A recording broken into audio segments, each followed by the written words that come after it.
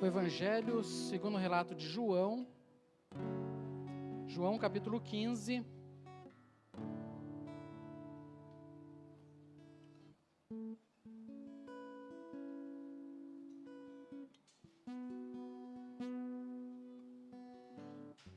João capítulo 15, a partir do primeiro verso.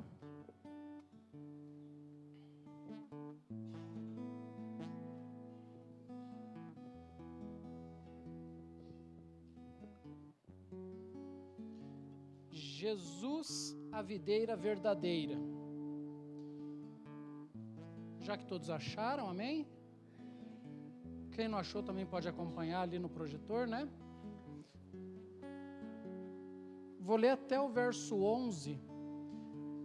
Eu vou acompanhar com vocês ali na tela. Diz a palavra: eu sou a videira verdadeira, o meu pai é o agricultor. Todo ramo que estando em mim não dá fruto, ele corta, e todo que dá fruto, ele poda, para que dê mais fruto ainda. Vocês já estão limpos pela palavra que vos tenho dito. Permaneçam em mim e eu permanecerei em vocês. Nenhum ramo pode dar fruto por si mesmo, se não permanecer na videira. Vocês... Deixa eu ler aqui, que daí fica um pouquinho mais fácil. Verso de número 5. Eu sou a videira verdadeira, vós as varas. Quem está em mim ou nele, este dá muito fruto, porque sem mim nada podeis fazer. Se alguém não estiver em mim, será lançado fora como a vara, e secará. Eles o colhem e o lançam no fogo, e ardem. Se vós estiverdes em mim, e nas minhas palavras estiverdes em vós, pedireis tudo o que quiserdes, e vos será feito. Nisto é glorificado meu Pai, que deis muito fruto, e assim sereis meus discípulos. Como o Pai me amou, também eu vos amei a vós. Permanecei no meu amor. Se guardardes os meus mandamentos, permanecereis no meu amor. Do mesmo modo que eu tenho guardado os mandamentos de meu Pai e permaneço no seu amor.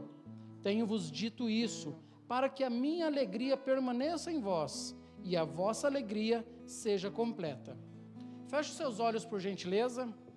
Pai querido, santo, eterno e soberano Deus, estamos neste momento, Pai, na Tua presença, para louvar, para exaltar e para engrandecer somente aquele que é digno de toda a honra e de toda a glória. Obrigado, Pai, pela oportunidade que Tu nos concede. Obrigado, Pai, pela presença do Teu Santo Espírito entre nós. Podemos senti-lo aqui. Pai querido, nesta manhã eu quero expor a Tua palavra, mas não é o Claudenir que vai falar, e sim o Espírito Santo de Deus. Pai querido, fala aos nossos corações, edifica-nos, fortalece-nos, ensina, Deus querido, aquilo que está no Teu coração. Nessa manhã, Pai, eu não quero ouvir apenas as coisas que afagam o meu ser, apenas as palavras que alentam o meu coração, mas eu quero ouvir, Deus, de Ti, aquilo que edifica-nos, aquilo que fortalece-nos, aquilo que é necessário, Deus querido, para que a Tua igreja prospere e siga avante no caminho rumo a Canaã celestial. Pai querido, venha trabalhar nos nossos corações nessa manhã, eu te suplico humildemente, no nome santo e poderoso de Jesus Cristo. Amém. Amém. Se você quiser, pode assentar-se.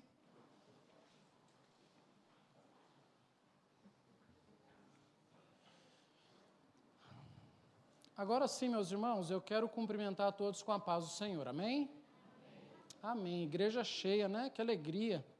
Que alegria estarmos juntos aqui, mais uma vez, mais um sábado, na presença do Senhor. Como foi tua semana? Todo mundo tranquilo, certinho? Nenhum problema, nenhum BO? Então tá bom. Glória a Deus, né?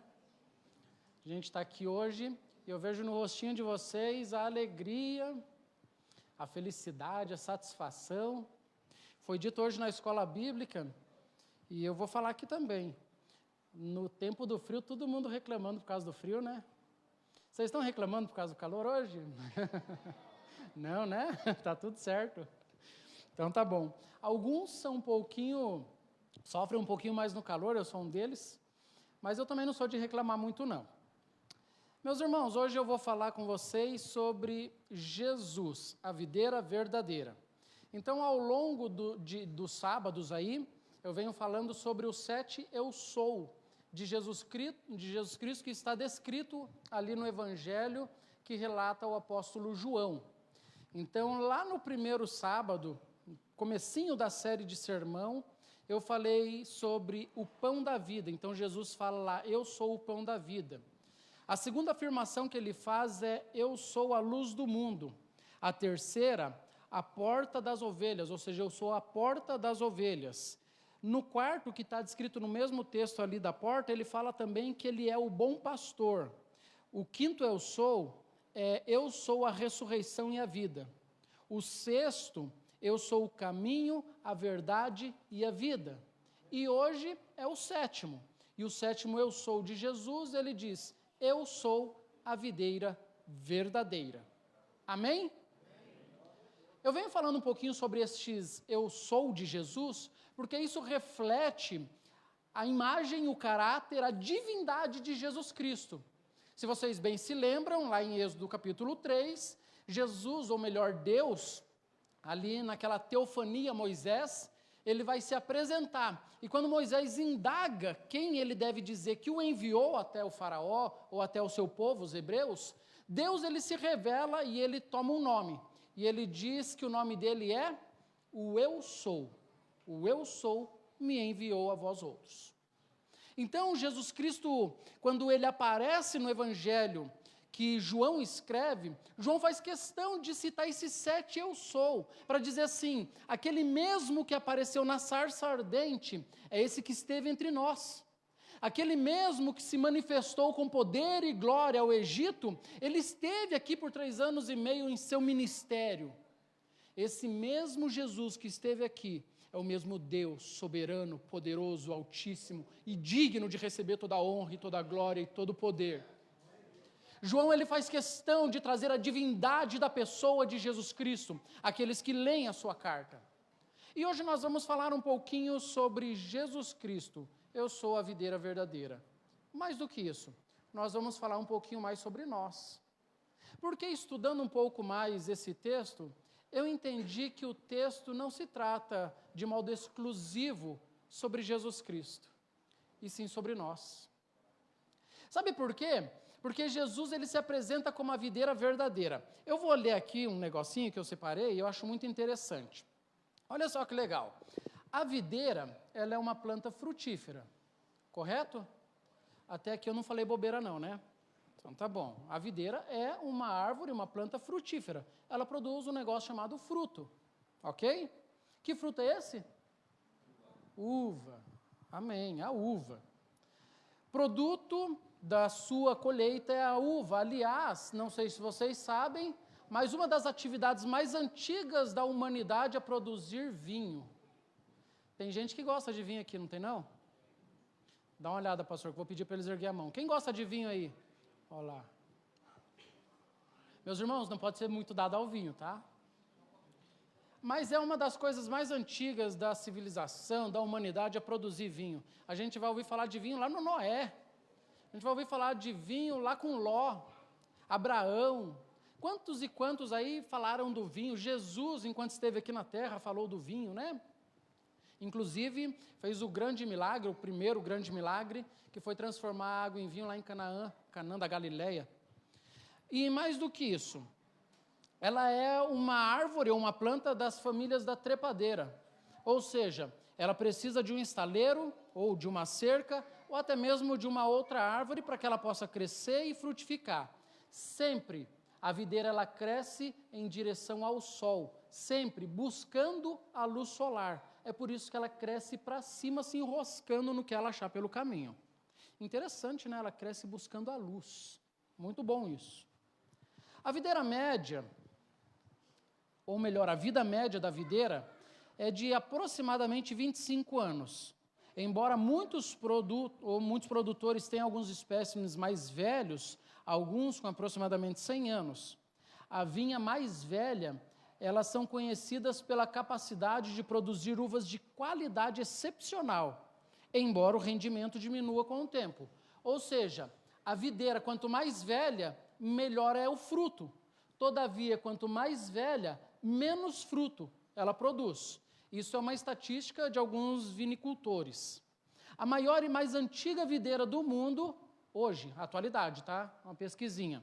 A videira mais antiga do mundo foi plantada no Conservatório do Palácio Real em 1769. Ou seja, nós temos hoje uma videira com 255 anos. Isso é Guinness Book, ela está lá no Guinness. Na época do rei Jorge III, lá na Grã-Bretanha, as colônias americanas ainda estavam sob o domínio do trono britânico, e a videira ela foi plantada por meio de estacas de uma planta-mãe na mansão dos namorados em Ilford, em Essex.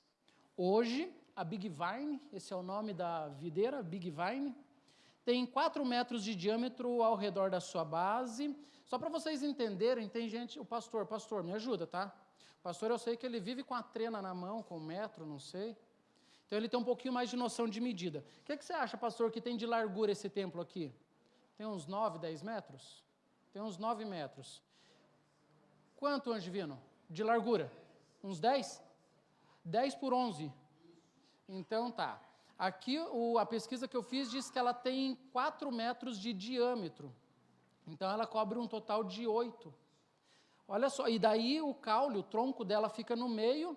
Não sei se vocês sabem, mas o tronco da árvore, ele cresce se contorcendo. Vocês já viram videira? Já viram um pé de uva?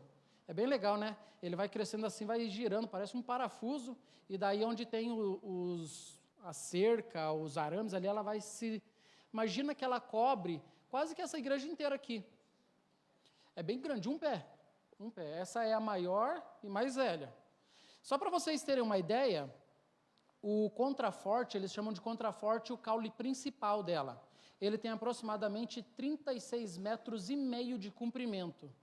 Isso é bastante, vai quase que atravessar a rua daqui lá. É bastante coisa. E só para vocês terem ainda um pouco mais de ideia, a colheita média desse pé de uva é de 270 quilos de uva por ano. O recorde foi em 2001, ela produziu 363 quilos de uva, aproximadamente 250 garrafas de vinho. É bastante coisa, um pé de uva. É interessante essas coisas, sabe? Porque eu fico olhando para como a árvore, como essa planta cresce, eu começo a imaginar como nós somos.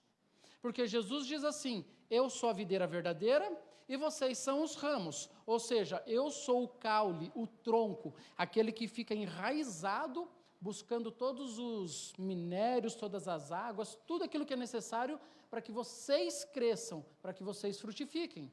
Vocês são quem? Vocês são os ramos, ou algumas traduções vai dizer, vocês são as varas. Ramo, vara, é aquele ramo, aquele pedaço que sai do tronco principal.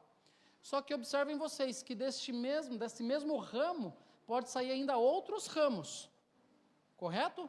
Quem conhece sabe, né? E digo mais, depois desses ramos pode sair outros e outros e outros. Mas fato é que Jesus Cristo, ele é o tronco principal, e nós somos os ramos. Mas com tanta planta por aí, por que Jesus foi usar logo a videira? Porque nós somos muito parecidos com ela. A videira, se você não colocar, por exemplo, imaginem que vocês estão chupando uma uva lá no sítio onde vocês vão visitar, a Diaconisa Helenir foi visitar sítio, né? Cadê ela? Está lá para fora, cuidando? Aí você chupa uma uvinha e joga a semente e ela nasce. Sabe o que vai acontecer com ela quando ela germinar? Se ela não tiver para onde subir, ela vai se arrastar um pouco pelo chão e morrer. Então, a árvore, a videira, ela precisa de cuidado. É interessante isso. Ela precisa de alguém ali direcionando para onde ela vai, para onde ela não vai, para que ela possa crescer e frutificar. E nós somos parecidos, não somos? Ninguém aqui vive sozinho, isolado, ninguém aqui fala assim, eu sou autossuficiente. Ninguém, absolutamente ninguém. Todos nós precisamos do cuidado, da ajuda. E eu vou falar hoje com vocês sobre esse texto, E como eu gosto de pregar usando tópicos, eu separei aqui 3 tópicos para nós tratarmos sobre ele hoje. O primeiro tópico é: os ramos precisam da videira. O segundo tópico que eu vou tratar posteriormente é: os ramos precisam de cuidado. E para encerrar o nosso sermão, nossa mensagem, diz assim: os ramos precisam frutificar. Os ramos precisam da videira, os ramos precisam de cuidado e os ramos precisam frutificar. Vamos falar sobre isso? Meus irmãos, primeiro, os ramos precisam da videira. Quando nós falamos que os ramos precisam da videira, nós estamos falando que os ramos precisam estar ligados a quem? Jesus Cristo. Você concorda comigo que você é um ramo? Amém? Você não é a videira, né? Você é o ramo da videira. Você não é o caule, o tronco principal. Você é a vara que vem depois do caule e do tronco, ok? Se nós entendemos que o tronco principal, que o caule, que é aquele que dá todos os minerais para nós, é Jesus Cristo, então logo nós precisamos entender que é necessário estar em Cristo Jesus. A palavra de Deus, eu não vou citar todos os textos, eu tenho bastante, eu vou ler alguns. Se depois você tiver curiosidade, me pergunta lá fora que eu passo para você todos os textos, tá bom? Mas a palavra de Deus, ela diz assim, só um minutinho que o texto puxou aqui o outro. Diz assim a palavra do Senhor. João, eu vou colocar lá no capítulo 1, se você até quiser acompanhar esse. João capítulo 1, a partir do verso de número 6, diz assim: Deus enviou um homem chamado João para falar a respeito da luz, a fim de que, por seu testemunho, todos crescem. Ele não era a luz, mas veio para falar da luz. Aquele que é a verdadeira luz, que ilumina a todos, estava chegando ao mundo. Veio ao mundo que ele criou, mas o mundo não o reconheceu. Veio para o seu próprio povo, e eles o rejeitaram. Mas a todos quantos creram e aceitaram, ele deu o poder ou o direito de serem chamados filhos de Deus. Amém? Texto bastante conhecido da igreja. A todos que o aceitaram, deu-lhes o poder de serem feitos filhos de Deus, saber os que creem no seu nome.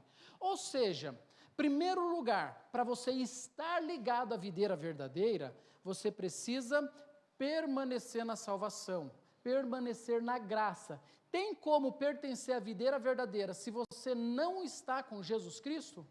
Impossível. Impossível.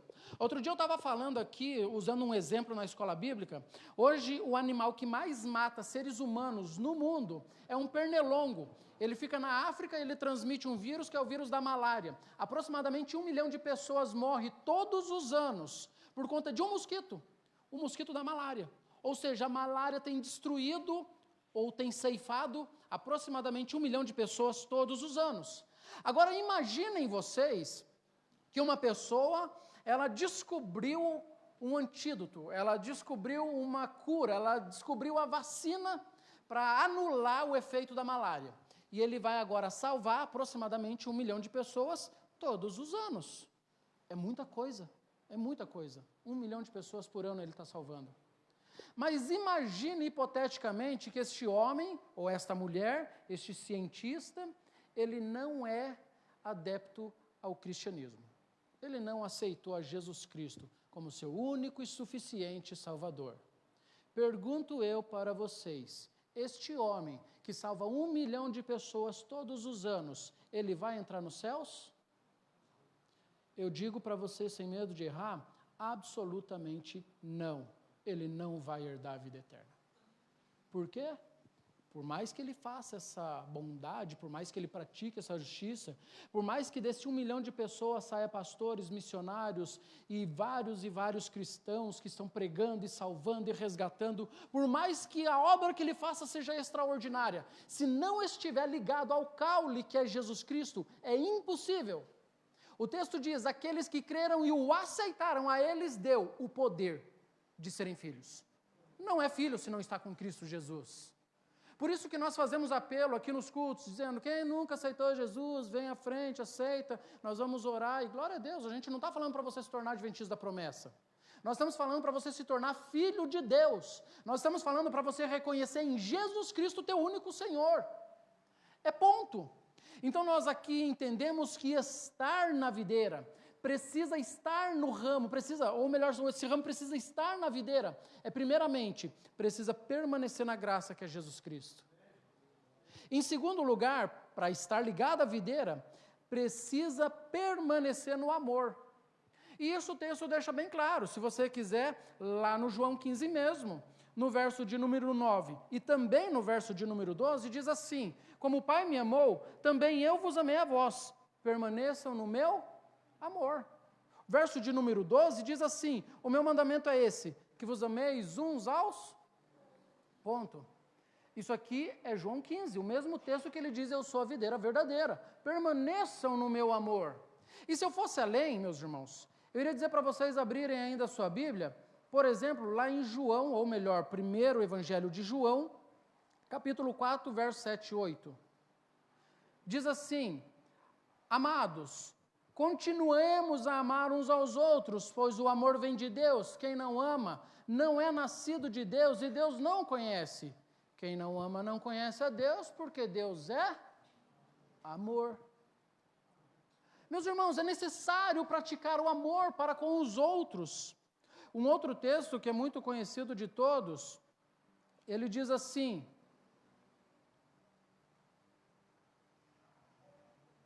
meu celular resolveu dar problema bem agora, tá, meus irmãos?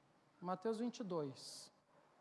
Diz a palavra de Deus, quando vão indagar Jesus, quando vão questionar Jesus, tentando colocar ele à prova, colocar ele contra a parede, perguntam, qual é o maior mandamento, Senhor? E Jesus vai dizer assim, mestre, ou melhor, pergunta, mestre, qual é o mandamento mais importante da lei de Moisés? E Jesus respondeu, ame o Senhor seu Deus de todo o seu coração, de toda a sua alma e de todo o seu entendimento. Este é o primeiro e o maior mandamento, mas o segundo é igualmente importante. Ame o seu próximo como a ti mesmo. Se você fosse olhar lá para a carta de Paulo aos Coríntios, a primeira carta no capítulo 13, ele vai falar alguma coisinha de um modo bastante superficial, para ser aqui eufêmico, ele vai falar sobre o amor, dizendo o que é o amor. E se nós olharmos aquela lista que Paulo faz sobre o que é o amor, eu vou pedir para você confrontar com aquilo que você vive para com os teus irmãos. Será que de fato nós praticamos o amor? O amor bíblico, o amor cristocêntrico, o amor que ele nos desafia a viver uns para com os outros? Para estar ligado na videira verdadeira, nós que somos ramos precisamos permanecer em amor. Sem amor não tem como você permanecer na videira verdadeira. Então nós precisamos praticar o nosso amor, o amor de uns para com os outros. Mas ainda, para nós permanecermos na videira verdadeira, que é Jesus Cristo, nós precisamos permanecer na palavra. Amém? Você concorda comigo? O mesmo texto de João 15 vai dizer isso. Verso 7, verso 10, diz assim, se vós estiverdes em mim e as minhas palavras estiverdes em vós, pedireis tudo e vos será dado. Ele ainda fala no verso de número 10, se guardardes os meus mandamentos, permanecereis no meu amor. Então nós precisamos entender que sem os mandamentos de Deus, não tem como permanecer em Jesus Cristo. Tem igrejas por aí hoje que diz que não precisa viver mais mandamento não, né? O mandamento já foi abolido, que esse negócio é do passado, que era para o povo de Israel, ou então que era para judeu, ou então que era antes da cruz. Meus irmãos, eu digo para vocês que sim, que é necessário viver os mandamentos de Deus. E se nós cremos que os 10 mandamentos é a palavra de Deus, e quando eu digo 10, eu estou falando de 10, não é de 9 e nem de 11, nós precisamos cumprir os 10 mandamentos. Meus irmãos, não tem como você permanecer na videira verdadeira, não tem como extrair do caule principal todos os nutrientes necessários para permanecer vivo e frutificando.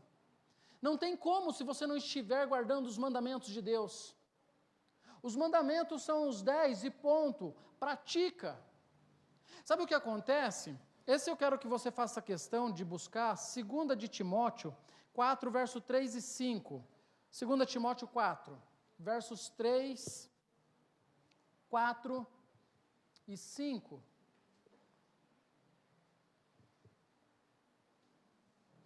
Timóteo é bem pequenininho, né? Mas eu garanto que tem na Bíblia.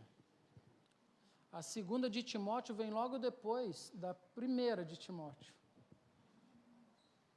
2 Timóteo 4,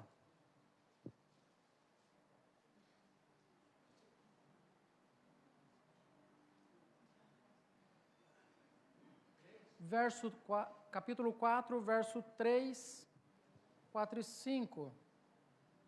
Diz a palavra assim: pois virá o tempo em que pessoas já não escutarão o ensino verdadeiro, seguirão os próprios desejos e buscarão mestres que lhes digam apenas aquilo que agrada os seus ouvidos.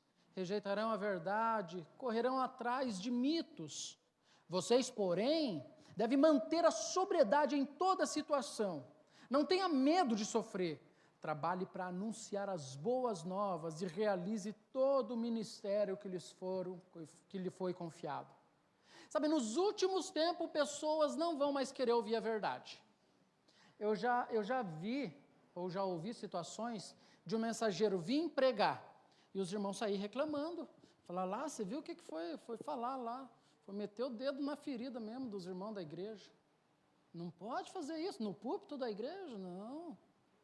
Tem gente que fala assim, meu Deus, olha lá o que o homem está pregando, a metade da igreja nem vai mais querer continuar na igreja depois desse sermão aí.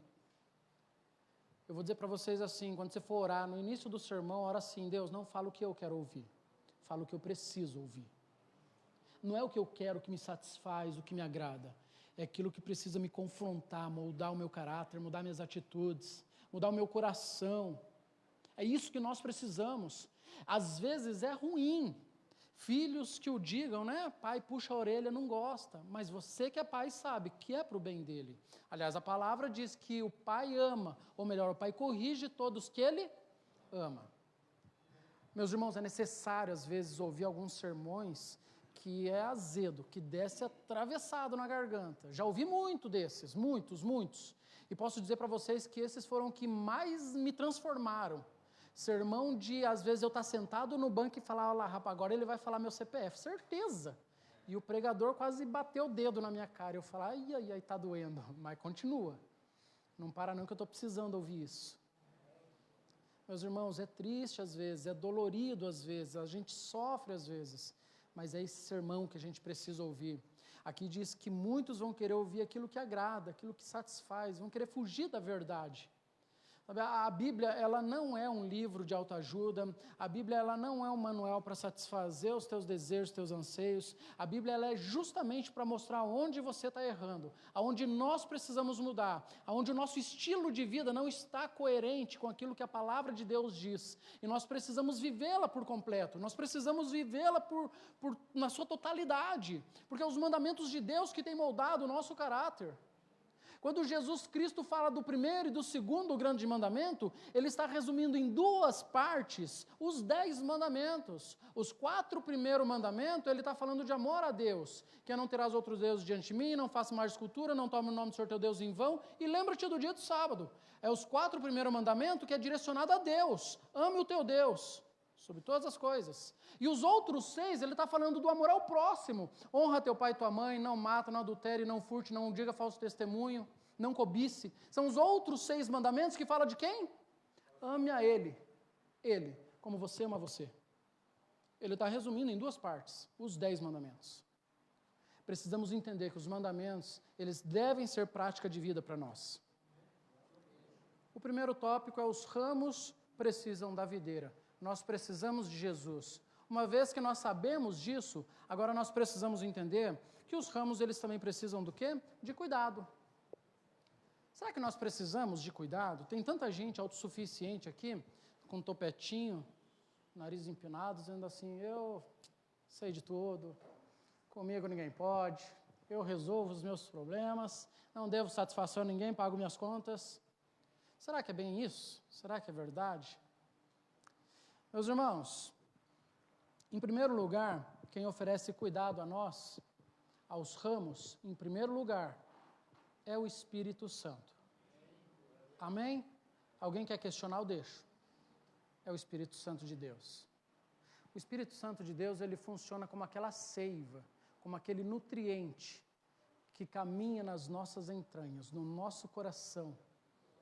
É aquele que faz habitação em nós. É aquele que busca fazer morada em ti. Sem ele, nós estamos mortos espiritualmente. O Espírito Santo, de acordo com a palavra de Deus, ele tem vários e vários atributos. Eu quero que você imagine agora que aqui, essa igreja, nesse recinto de 10 por 11, que nem disse o diácono, todos vocês que estão aqui dentro, agora, neste momento, são uma videira. Aqui eu vejo que tem vários ramos. E eu vejo que o dono desses ramos, aqui, é Jesus Cristo, amém? Glória a Deus, amém, é Jesus. Agora eu quero que você imagine o seguinte, que existe o tronco principal e que daqui saiu alguns ramos. E desses ramos saíram outros ramos, que saíram outros. E são vocês aqui. Eu acho que eu sou o último lá dos raminhos, o mais fininho, dá uma uvinha só. Vamos imaginar assim, mas que agora o Espírito Santo está nos alimentando, está nos fortalecendo, nos mantendo de pé. Esse mesmo Espírito Santo que às vezes me dá o dom de falar da palavra de Deus, esse mesmo Espírito Santo às vezes dá lá para Andriele o dom de cantar, às vezes dá o dom para o pastor Gediel de presidir, para a irmã Inês de ensinar, para a diaconisa Clarice o dom do diaconato, de auxiliar, de ajudar as pessoas, é o mesmo Espírito Santo. Mas ele vai distribuindo os dons. A Bíblia ela vai dizer que o Espírito Santo, por exemplo, ele deu habilidade para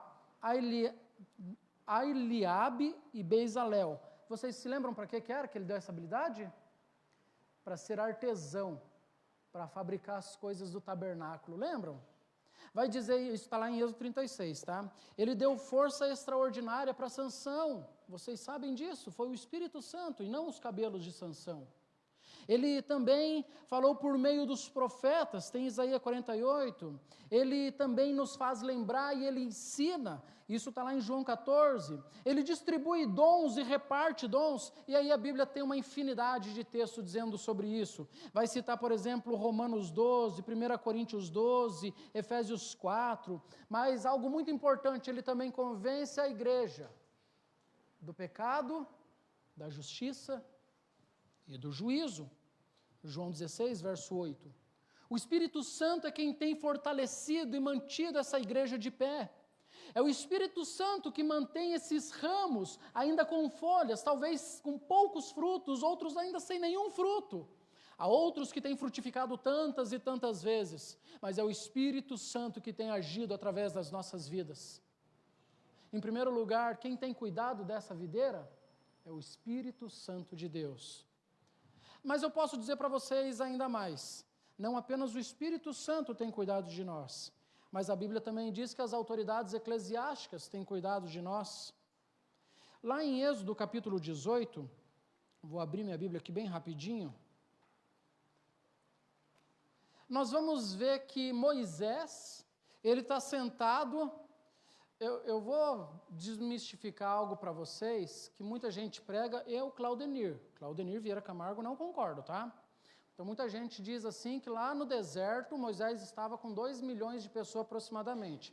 A Bíblia vai dizer que eram 500 homens de 20 anos para cima. 20 anos para cima também é uma interpretação, diz aqueles que tinham força para portar espada. Era de 500 mil homens. Vamos pensar aqui que é de 20 anos para cima, até ali os seus 60, são os homens de guerra. Imagina que cada homem desse tem uma mulher. A gente também está trabalhando fora da realidade, né? Porque nessa época não tinha só uma mulher. Os homens tinham 2, 3, 4, dependia do homem lá. Mas vamos imaginar que era só uma. E vamos imaginar que esse homem tinha só 3 filhos. Eu também estou sendo bem generoso, porque 3 filhos não era a prática da época, né? Era 12, 13, 14 para cada esposa. Então aqui, se a gente fosse tratar com 5 pessoas cada família, a gente já teria aí quase 3 milhões. Muita gente diz 2. Eu prefiro jogar de 5 para cima. Agora vamos imaginar que Moisés, o líder humano dessa turma, ele está o dia inteiro, o texto vai dizer lá em Êxodo 38, a partir do verso 13, a seguinte situação. Aconteceu que outro dia Moisés assentou-se para julgar o povo, e o povo estava de pé diante de Moisés desde a manhã até a tarde. Vendo, pois, o Jetro, o sogro de Moisés, tudo o que ele fazia ao povo, disse: que é isso que tu está fazendo com o povo? Porque você te assenta só e todo esse povo está em pé diante de ti, desde a manhã até a tarde? Então disse a Moisés, o seu sogro: é porque este povo vem a mim para consultar a Deus. Quando tem algum negócio, eles vêm a mim para que eu julgue entre um e outro, e lhes declare o estatuto de Deus e as leis. Então o sogro de Moisés disse: não é bom o que você está fazendo. Olha só a petulância do Jetro. Está o Moisés trabalhando, fazendo o melhor que pode, o Jetro chega e fala: você está fazendo, mas está errado esse negócio, não é bom. E aí vai dizer o que ele tem que fazer. Se você permanecer, você vai desfalecer, e o povo também. Ouve agora a minha voz. Eu te aconselharei, e Deus será contigo. Se tu, pelo povo, diante de Deus, leva as coisas a Deus, declara-lhes para este povo o estatuto e as leis. Faça com que eles saibam o caminho em que deve andar e a obra que deve fazer. E tu, dentre este povo todo, procure homem capaz, temente a Deus e com verdade, que não gosta da avareza, e coloca eles como maiorais, como líderes, de 1.000, de 100, de 50 e de 10. Olha só, Moisés está julgando sozinho esses milhões de pessoas, o Jetro fala: está errado, Moisés, não faça isso. Você não vai aguentar, você vai sofrer, vai desfalecer, e o povo também não vai aguentar ficar de pé esperando para você julgar a causa deles. Você pega um homem que seja inteligente, que seja temente a Deus, que não gosta de avareza, um homem sensato, coerente e correto, e coloca ele de chefe de 1.000. Mas aqui ele não está falando de 1.000 pessoas, ou melhor, pode-se interpretar deste modo. Eu prefiro interpretar da seguinte maneira: esse vai ficar responsável por 1.000, mas por 1.000 que é responsável de 100 cada um. E esse 100 que é responsável de 50 cada um deles. E esse de 10. Ou seja, tem um homem que cuida de 10. E tem outros que fazem isso também, outros 50. E daí eu preciso prestar conta para um que toma conta de 50. E ele vai prestar conta para outro de 100, de 1.000, e esses de 1.000 vai prestar conta para Moisés. E aí Moisés precisa trocar ideia com Deus, Porque Moisés também não sabe de todas as coisas. Mas olha que interessante como Deus vai organizando as coisas. Existe quase que uma hierarquia. Eu não gosto de dizer que é hierarquia, porque parece que um manda mais que o outro, E se a gente fosse olhar desse modo, a gente não estaria olhando para a igreja como uma igreja única, unânime, ou com o mesmo tamanho, a mesma estatura. Todos aqui são iguais diante de Deus. Mas existem pessoas com responsabilidades diferentes. É a mesma coisa do casamento. Eu não sou maior que minha esposa não é maior que eu, mas nós temos atividades diferentes dentro do matrimônio. E não é diferente a igreja. A igreja, pessoas que têm um pouco mais de responsabilidades. Esse é o caso que está acontecendo aqui. Mas se a gente for olhar ainda mais, a gente vai ver lá em 1 Timóteo 3, que 1 Timóteo capítulo de número 3, verso 4 e 5, quando Paulo vai dizer para Timóteo sobre os presbíteros, vai dizer assim, que eles devem liberar bem a própria família, ter filhos que respeitem e lhes obedeçam, pois se um homem não é capaz de liderar a própria família, como pode liderar a igreja de Deus? Ou seja, Paulo está dizendo que existem homens separados para liderar a igreja de Deus. Ele escolheu para isso. Ou seja, se nós temos o cuidado do Espírito Santo, nós precisamos entender também que a igreja tem o cuidado do pastor, dos líderes ministeriais. Olha só, hoje o Claudenir, como líder do Ministério de Proclamação, tenta ajudar ao máximo que ele pode o pastor Gediel, para não deixar ele sobrecarregado com problemas bobos às vezes, que nós conseguimos resolver. Mas vai existir situações onde tem um problema sério que eu não vou conseguir responder. que eu não vou conseguir resolver, que eu não vou achar a solução. E aí vocês sabem o que eu faço? Eu chego no ombro do pastor Gediel e falo, pastor, o negócio é o seguinte, não dei conta, me ajuda aí. E vou dizer mais para vocês, talvez o problema seja deveras extremamente chato e difícil de resolver. E aí o pastor Gediel vai olhar para mim e vai falar, Claudenir, nem eu sei resolver esse negócio, cara. Eu vou conversar lá com a diretoria regional, eles vão me ajudar. E se eles não conseguirem resolver? Eles vão falar assim, pastor Gediel, só um pouquinho que eu vou lá na diretoria geral resolver esse pepino, que eu também não sei o que fazer. Sabe o que acontece? A igreja ela é organizada.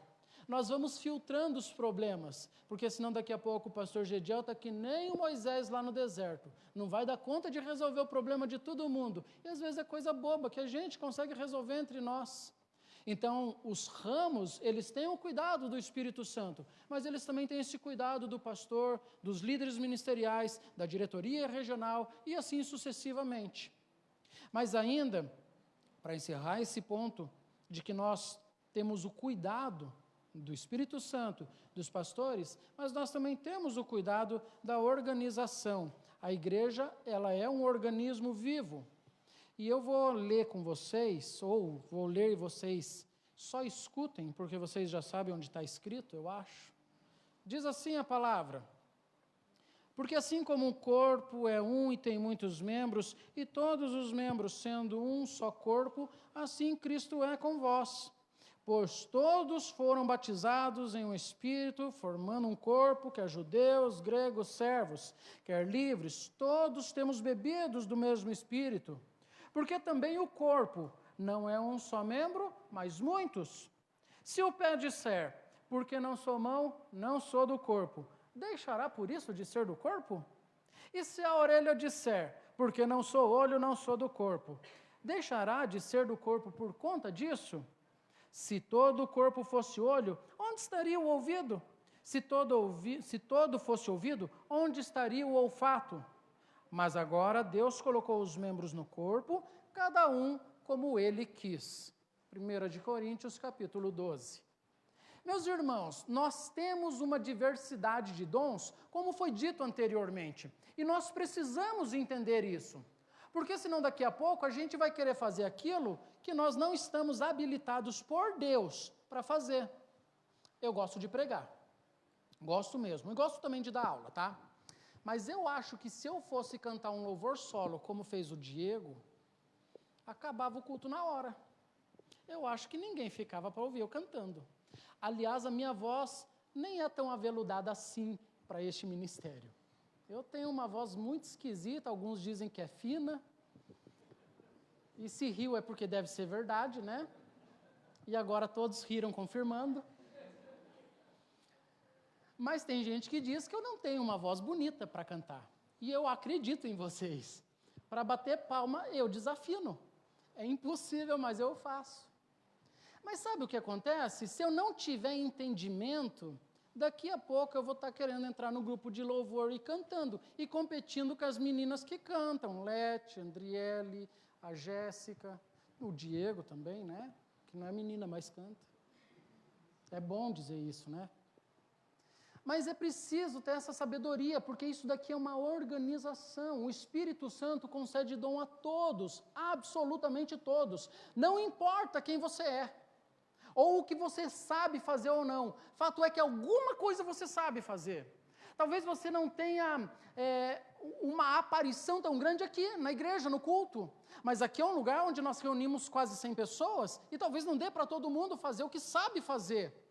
Outra vez eu vi uma pessoa dizendo assim, gente, eu sou inteligente demais para estar naquela igreja lá que eu estou. Eu fui para aquela igrejinha, e aquela igrejinha lá, nem o sermão é bom. Um sermãozinho raso, fraco, miúdo, mirrado. Parece uma água de sopa, se bebe e não se alimenta. Eu não sei se eu vou continuar lá naquela igreja, não. E eu olhei para aquele irmão e falei assim, meu irmão, você já pensou que às vezes Deus te colocou lá? Você, que é tão sábio, inteligente, bom, para fazer a diferença, para você alimentar o povo. Sabe, tem gente que está tão cheio de si mesmo que ele não quer compartilhar. Ele falou assim, eu queria ir para uma igreja maior, para aprender mais coisas. Eu falei, você vai aprender para quê se você não quer ensinar? Você vai aprender para guardar para você?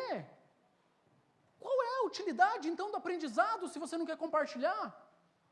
Sabe, meus irmãos, se tem um negócio que você não pode guardar para você, é conhecimento e afeto. Conhecimento e afeto você tem para você distribuir, para você doar, para você esparramar para os outros. Distribua o conhecimento que você tem, distribua o afeto, o carinho, o abraço. Ninguém guarda isso para si. E se você guarda, você está fazendo errado. Meus irmãos, isso é organização. E se você não pode fazer aqui, faça lá no PG lá. Faça lá no teu serviço. Lá você pode falar de Jesus Cristo. Faça lá na faculdade. Toca um louvor, canta uma canção que adore a Deus, que fale de Jesus Cristo da cruz. Você é capacitado para isso, então faça, não precisa ser aqui. O Espírito Santo te capacitou para ser ramo, e você está ligado em Jesus Cristo. Então frutifique aonde quer que você esteja. Não precisa aparecer para você frutificar, não precisa. Vamos caminhar para o finalzinho da nossa mensagem? Senão daqui a pouco vocês também vão querer ir embora, né? Isso daqui é uma organização, frutifique. Isso daqui é uma igreja, vocês são os ramos, precisam do Espírito Santo, precisa da liderança, e vocês precisam da organização. Nós precisamos. Para encerrar nosso sermão, meus irmãos, os ramos precisam frutificar. Os ramos precisam da videira, os ramos precisam do cuidado, e os ramos precisam frutificar. Paulo, quando ele escreve a Timóteo, ou melhor, antes de falar do Timóteo, no próprio texto de João 15, a palavra frutificar, ela é bastante recorrente, quase que retórica. No verso 2, ele vai dizer que a árvore que não está em mim, o ramo que não está em mim, a vaca que não está em mim, essa não dá fruto, precisa frutificar. No verso 5, ele vai dizer que eu sou a videira, vocês as varas, e se vocês estão em mim, vocês dão muito fruto. Agora não dá só fruto, agora vocês dão muito fruto. E ainda no verso de número 8, ele diz assim, nisso é glorificado meu Pai, que vocês deem muito fruto. Nisso o Pai é glorificado, que vocês deem muitos. Eu vou dizer para vocês que a videira, ela precisa dar uva. Mas se você estiver dando outros ramos, já está valendo. Porque você está colocando aí gente para trabalhar também.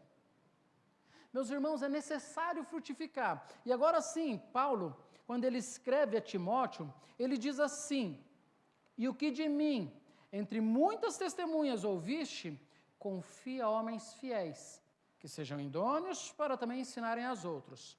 Olha só, imaginem agora que eu sou Paulo, tá? E eu estou falando com Timóteo.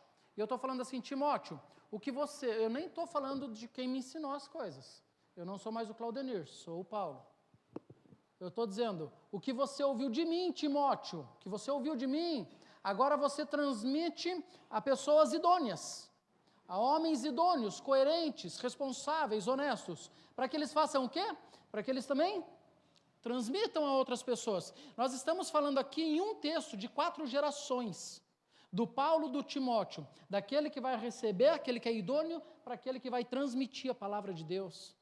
Sabe, nós precisamos frutificar, e nós frutificamos quando nós proclamamos a verdade, falamos do amor de Deus. Só que mais do que isso, Paulo já é um exemplo formidável para nós. Mas vamos nos ater a um homem que é um exemplo ainda maior, extremamente superior a ele. Nós estamos falando de Jesus Cristo.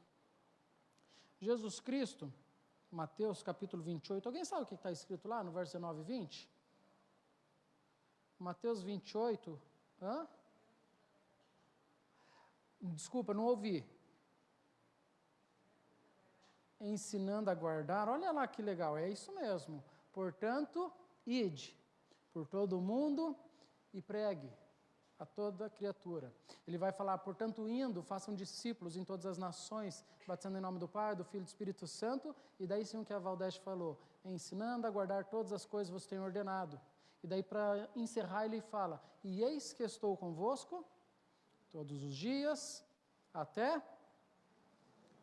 Olha só, Jesus Cristo, nosso exemplo máximo, nesse sermão, depois de ter ressuscitado e antes de ser ascenso aos céus, ele aparece para aproximadamente 500 pessoas e antes que ele seja elevado e suma atrás das nuvens, ele vai dizer esse texto que nós conhecemos como a Grande Comissão.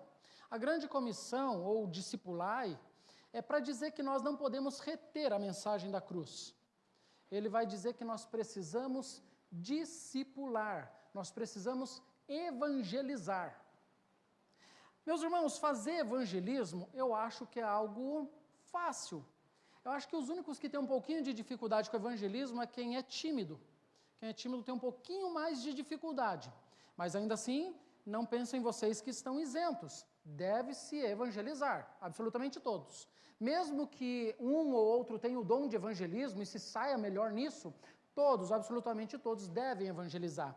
Mas eu acho que o ponto mais difícil desse texto é quando ele fala que você precisa fazer discípulos, quando você precisa discipular. Nós estamos fazendo um trabalho, junto com a Convenção Regional da Igreja Adventista da Promessa, que é o Envisionar. Foi buscado da nossa igreja. Eu vou falar um negócio para vocês que talvez vocês não saibam. O pastor, nem sei se ele autoriza eu falar isso, mas eu vou falar assim mesmo. A Convenção Regional Sul das Igrejas Adventistas da Promessa tem aproximadamente 42 igrejas. E nós, Igreja do Jardim Gramado, nós estamos entre as 10 maiores. Vocês sabiam disso? Não sabia? Informação nova para vocês, que bênção. Vocês ficam felizes em saber disso? Olha só. E a Convenção Regional Sul não teve verba para bancar um curso para todas as igrejas, ela escolheu as 10 maiores e ela escolheu aproximadamente 5 irmãos de cada igreja para ir lá fazer um cursinho de discipulado. E nós estamos fazendo. Glória a Deus por isso. Daqui foi o Tiago, a Fábio, a Zenaide, o Samuel, a Celina e eu e o nosso pastor local. Nós estamos fazendo esse curso, já fomos em 3. E o desafio, ele funciona mais ou menos assim. Você que veio aqui na convenção estudar, aprender um pouquinho sobre discipulado, agora você vai lá para a tua igreja, escolhe uma pessoa de lá e começa a discipular ela. E daí depois vocês dois pegam outra pessoa e discipula ela. E assim vocês vão discipulando, e discipulando, e discipulando. Só que discipulado, ele não é você falar de Deus. Pasmem, não é falar de Jesus, não é falar da Bíblia. Discipulado é transferência de caráter. Então eu vou pegar tudo que habita em mim, Claudenir Vieira Camargo, e vou transferir agora para o meu discípulo. Estou discipulando o Ailton. E agora o Ailton vai ser alguém parecido comigo. E eu acho isso difícil fazer, sabe por quê? Porque vai muita coisa boa. Mas vai só coisa boa? Se eu estiver ensinando ele a ser um Claudenir, eu tenho que ficar preocupado ou feliz? É difícil às vezes você discipular, é difícil. Porque nós temos muitas qualidades, eu reconheço isso, vocês têm.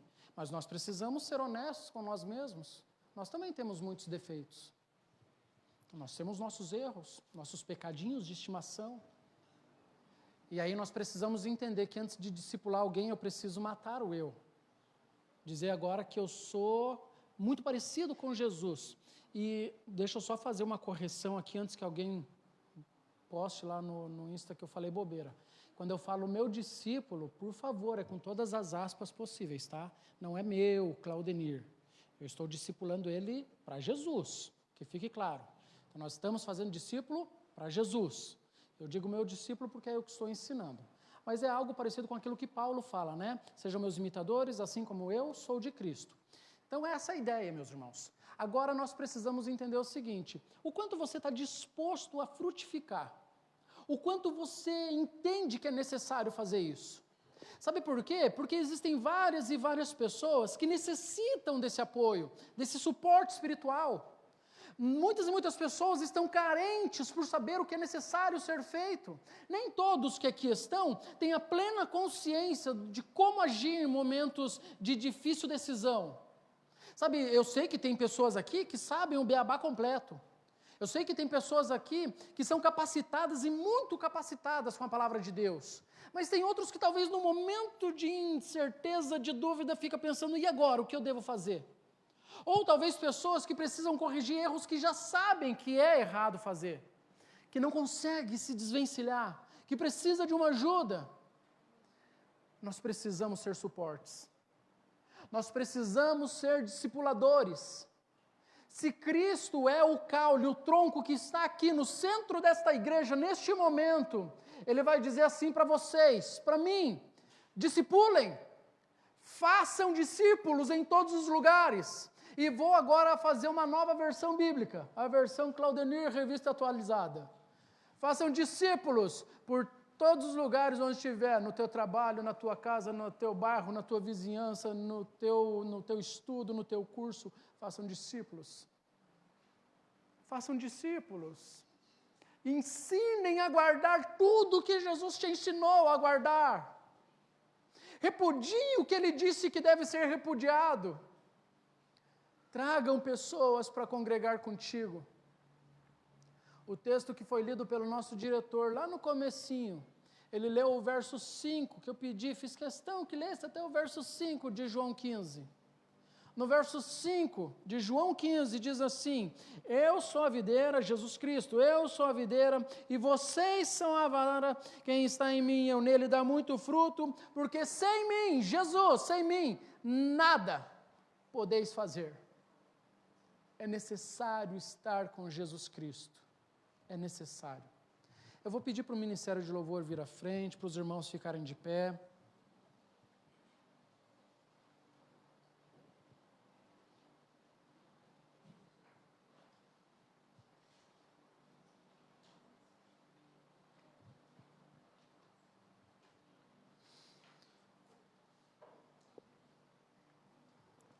Será que nós estamos dispostos a frutificar, meus irmãos? Se Cristo chegasse aqui hoje, ou melhor, para usar de uma maneira bem coerente, bem teológica, a figura que foi usada aqui no texto. Quando Jesus diz assim, eu sou a videira, o agricultor não sou eu, é o meu Pai. Então, se Deus Pai chegasse aqui agora e olhasse para todos esses ramos que aqui estão, quantos frutos Ele colheria de cada ramo? A título de curiosidade, um cacho de uva tem aproximadamente 75 grãos ou 75 bagos de uva, 75 pequenas uvas, aproximadamente. De cada ramo que aqui está, quantas uvas ele iria colher? Até porque eu não vou falar sobre isso, mas ele diz que aquela que não produz fruto, ela é cortada e lançada no fogo. Quantos de nós temos nos isentado de frutificar? Quantos de nós temos terceirizado o frutificar, dizendo que isso é obrigação do pastor, que é assalariado para isso, que isso é obrigação do ministério de proclamação, que eles têm o ministério de falar de Cristo? Quantos de nós temos negligenciado a ordem de ir e de fazer discípulos? Nós precisamos entender que essa é uma primícia dos mandamentos, das ordens, dos preceitos de Jesus para nós. Nós, que somos os ramos, nós precisamos também frutificar. Precisamos da videira, que é Jesus, precisamos do cuidado, que são aqueles que eu disse, mas nós precisamos oferecer frutos para o agricultor. Enquanto o ministério de louvor vai estar louvando a Deus, eu quero que você feche os teus olhos. Conversa com Deus aí no teu lugar. Expõe para o Espírito Santo as tuas dificuldades. Fala, Senhor, eu tenho dificuldade nisso, me ajuda. Conversa com o Espírito Santo, conversa com Deus. Pai querido, Santo Eterno Deus, no nome de Jesus Cristo, nós temos dificuldades, Pai. Sabe, como o ramo, eu confesso que muitas e muitas vezes nós estamos cheio de praga, cheio de ferrugem nas nossas folhas. Pai, nós precisamos de Ti, nós somos carentes de Ti, Espírito Santo. Ajuda-nos, Espírito Santo, alimenta o nosso coração, alimenta a nossa fé. Nós sabemos da real necessidade de frutificar, mas muitas e muitas vezes nós não temos força para isso. Vem capacitar, Espírito Santo, a tua igreja. Olha, neste momento, Senhor, no nome de Jesus, para a tua noiva que aqui está. Olha, Espírito Santo, para estes ramos que aqui estão. Pela autoridade do nome de Jesus, capacita-nos. Nós precisamos de Ti, Pai, nós precisamos de Ti, Senhor. Vem, Espírito Santo, no nome de Jesus, arrancar tudo aquilo que está no nosso coração e que não procede de Ti. Arranca de nós toda desculpa que nós temos, que nós usamos de maneira indevida para dizer o porquê não temos falado de Ti. Vem, Espírito Santo, e cura a Tua igreja, cura a Tua noiva.